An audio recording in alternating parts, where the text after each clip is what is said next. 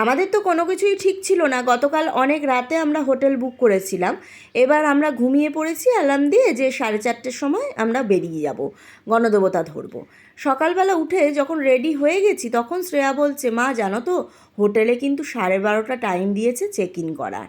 আমি বললাম, তাহলে তোর তো এই কথাটা আমাদেরকে আগে বলা উচিত ছিল। ও বলছে, আমি খেয়াল করিনি। এবার অত সকালবেলা ঘুম ভেঙে গেছে, রেডি হয়ে গেছি, তারপরে আবার কি করব, সেই জন্য ঠাকুরের নাম করে একদম বেরিয়ে পড়েছি। তারপরে আমরা তো এই 9:45 থেকে 9টার মধ্যে হোটেলে চলেও এসেছি। তবে ওরা কিন্তু কোনো রকম কিছু আপত্তি করেনি, আমাদের রুম দিয়ে দিয়েছে।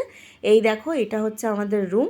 দুটো মানে ডবল বেডরুম, ডবল বেডের একটা রুম নিয়েছি, আরেকটা এক্সট্রা বেড নিয়েছি, কারণ 3 জনের তো না হলে হবে না। এমন কিছু আহামরি নয়, তবে এসি আছে, বাথরুমটা পরিষ্কার, একটা ছোট্ট আলমারি রয়েছে, আর রয়েছে এই যে দেখো একটা সুন্দর বারান্দা আছে, যেখান থেকে রাস্তাটাকেও দেখা যাচ্ছে, আর এখান থেকে বেশ গাছগাছালিটাও দেখা যাচ্ছে। বেশ ভালো লাগছে বারান্দাটা এসে দাঁড়াতে।